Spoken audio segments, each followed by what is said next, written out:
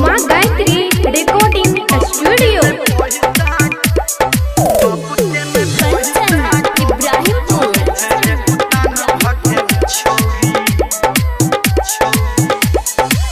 होटबा में लाली होटल लाली लगा के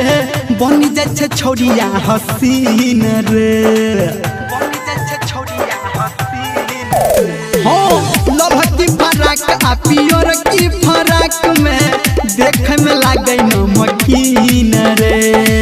कखनो पहिरे जींस कखनो रे चोली चले छे रगड़ के रोड की मांगे अंग्रेजी में सॉरी बाबू के न पैसा कौड़ी चले छे रे उतान भके छौरी बाबू के न पैसा कौड़ी चले छे रे उतान भके छौरी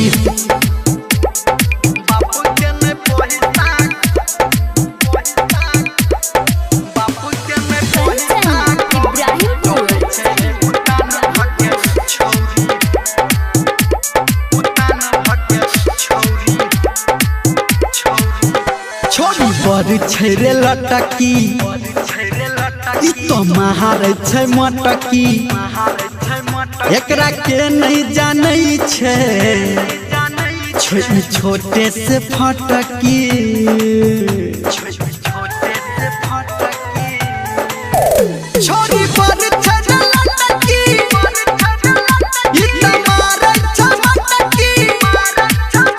एकरा के नहीं जानै छे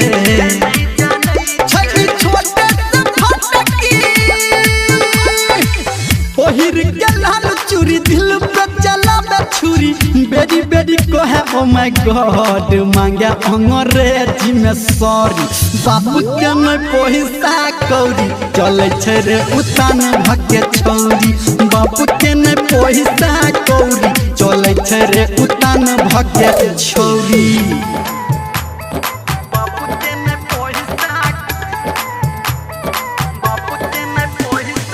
माँ गायत्री रिकॉर्डिंग स्टूडियो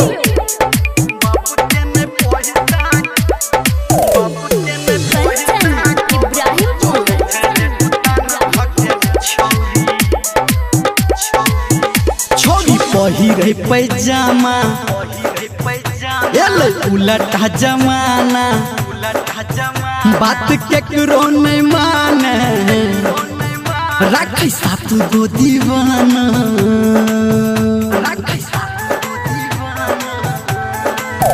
छोड़ी पहिरे पैजामा